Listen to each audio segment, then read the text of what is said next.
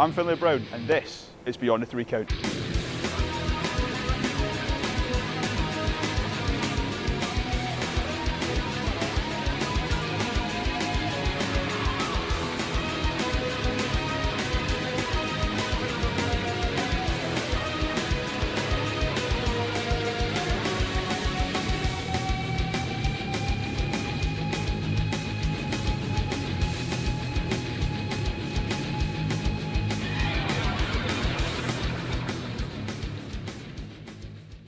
In this documentary, I'm exploring the performative aspects of wrestling, whether it's inside or outside the ring.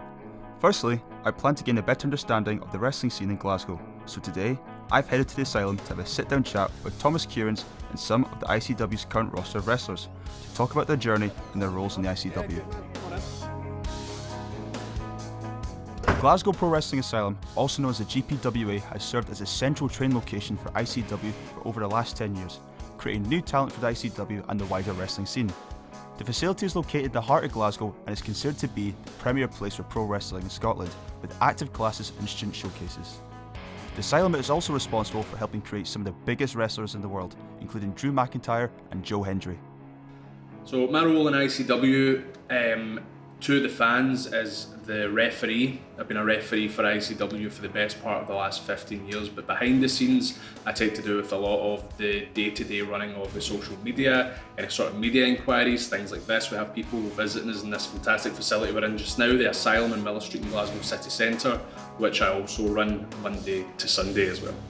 It's evolved in many ways. So when I started, I was 12 years old, it was 2007, and I didn't think there was an infrastructure in Glasgow, let alone Scotland, for professional wrestling and getting into it. So when I was 12 years old, my dad worked with a guy in Girvan who ran a wrestling school in Linwood. So I went along one day, 12 years old, signed the back of a kebab leaflet from the place next door, which acted as a waiver. And then from the ages of 12 to 14, I was in there training with people double my size, height and weight. And then I eventually, like a lot of wrestlers, started to referee the training matches as a way of getting more experience. So generally you'll start to referee the training matches, hear what goes into a match, and then from there you will kind of transition into a wrestler eventually. So that's kind of the path that I took, and from 2007 to 2026 the evolution has been astronomical. We've seen wrestling go from scout halls in front of 60 people all the way up to over 6,000 at the Hydro. And I was fortunate enough to be part of both of those types of events, both from 2007 from the ground up, all the way through to the biggest selling wrestling event of the last 30 plus years, over 35 years now, when ICW ran Fear and Loathing at the Hydro in 2016. When I first started in Scottish wrestling way back in 2008, it was kind of just seen as like a fun thing to do. Like there was really no scope at the time for it to be like a money-making venture or, God forbid, a career. So it's really evolved over the years, ups and downs and roundabouts, to the point where it is a viable business. You know, the live event side of things as well as the school side of things. So I got really hyper fixated on wrestling again at the tail end of 2023.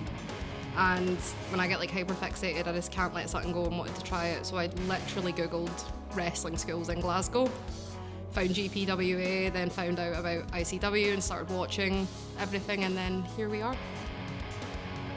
I am God, I'm its saviour, I'm a former two-time Zero-G champion, and it's not stopping there.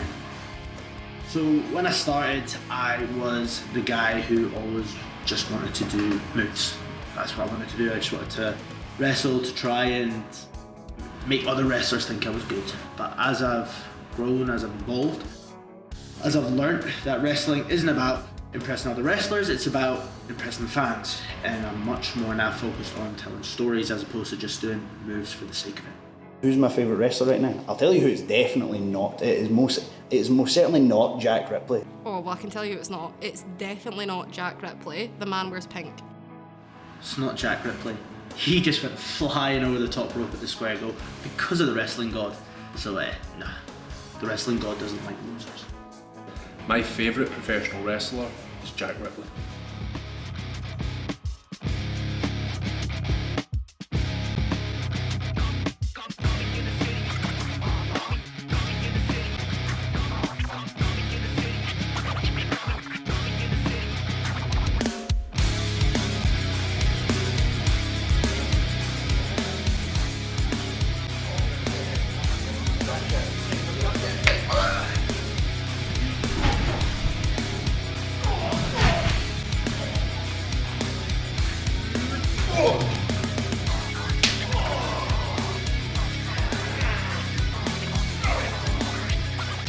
Since I was 12, it's always been a dream of mine to become a pro wrestler, and today I am meeting up with one of ICW's hottest young talents, Jack Ripley, and to see if I have what it takes to become a pro wrestler. Jack has agreed to give me a one-to-one training session where he will run me through the basics.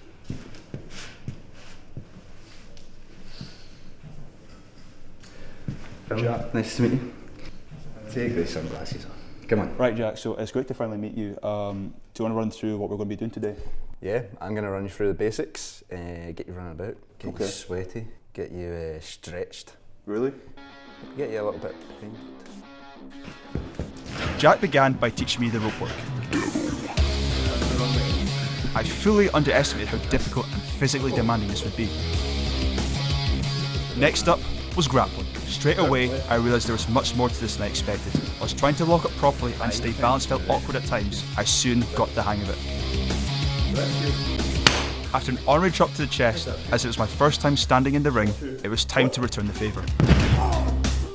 What makes Jack stand out as a wrestler is his acrobatic abilities. He taught me one of his signature moves, the frog splash, which was in fact quite the humbling experience.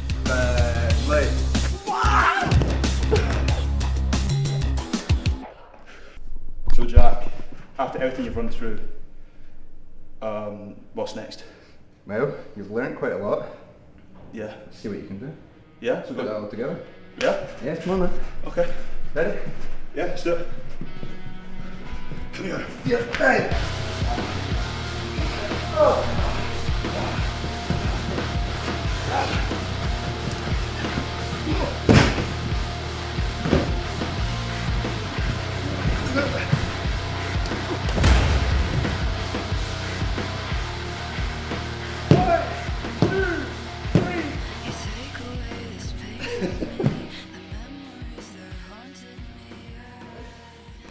Jack, thank you very much for that. You know, you've given me quite an insight to what life is inside the ring, but It's not easy, is it?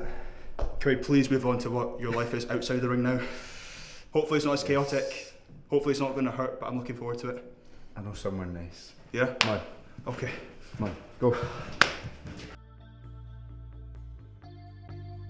Hi, my name's Jack McGurn, 23 years old, and I'm a professional wrestler. Okay, Jack, well, it's nice to finally meet you and it's great to have you here. My full-time job, I work as a cafe supervisor. It's very lovely, it's nice and relaxing. But my nighttime job is that I'm a professional wrestler, which is a little bit less relaxing. Still lovely though. So I started wrestling when I was 15 years old. I was a lazy wee guy. I used to do sports all the time. I'd done football, I'd done taekwondo, I'd done all this other stuff. And I was like, I'm pure lazy. I need to go and do something. And I loved wrestling. I've always loved wrestling. So I just thought, I'm going to find a school and I'm going to go to it. So I managed to find Source Wrestling in Pollock Shaws, and they welcomed me in, trained up, and yeah, just went from there. Training sessions are pretty tough sometimes. A lot of conditioning, a lot of cardio, a lot of bumping. So that's when you're chucking yourself in the ground and falling. It takes its toll on your body. I'm sore constantly. My neck, my back, my legs, my arms, everything just always hurts.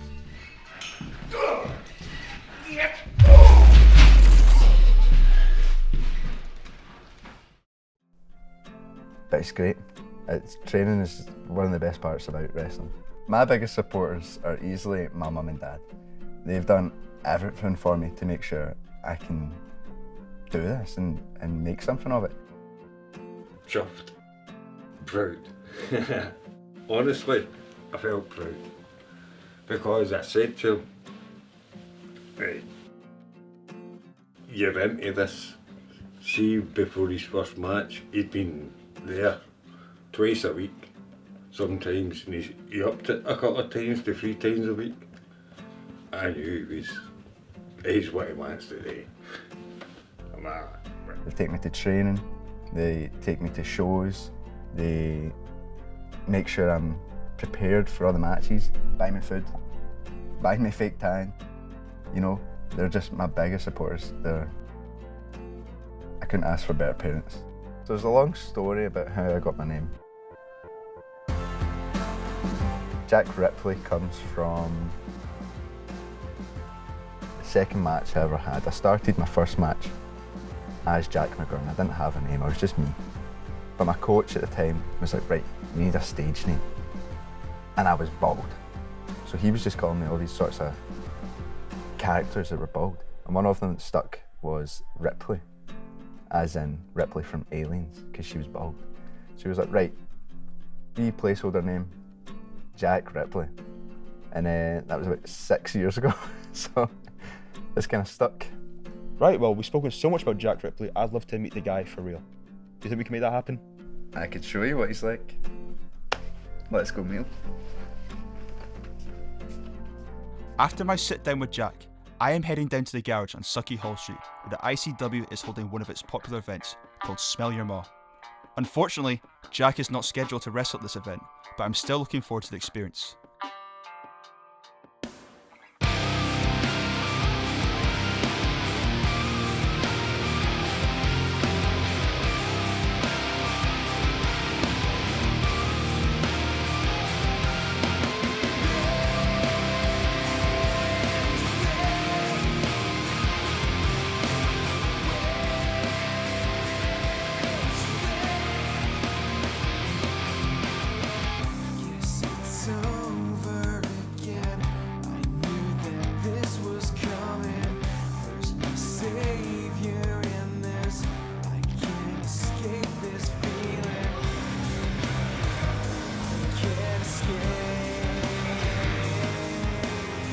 Before the event began, I was given the opportunity to go backstage and talk to Jack's good friend and wrestling partner, Natasha Swann. And this is what she had to say. Okay, for the fans at home, can you tell us a bit more about the dynamic between you and Jack? Do you know, the dynamic between me and Jack, it's very inexplainable and mysterious and truly cosmic, and it can't be explained in human words. Okay, great. So, for someone who's coming to the show tonight, what can they expect? Just a lot of shenanigans.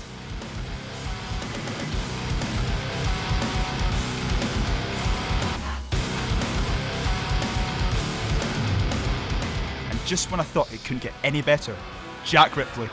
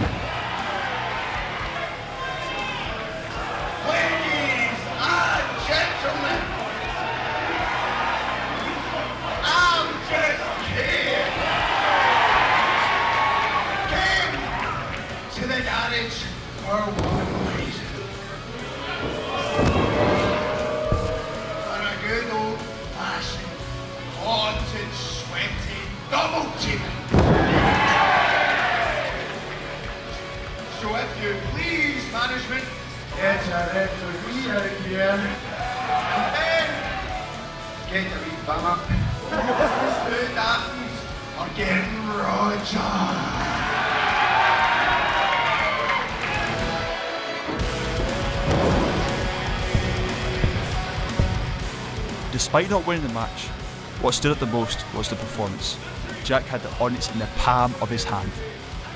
This experience has shown me that in wrestling, it's not about winning or looking the coolest, it's about telling a story. Wrestling is as much about artistry as it is athleticism. I'm Findlay Brown, and this has been Beyond the 3 Count.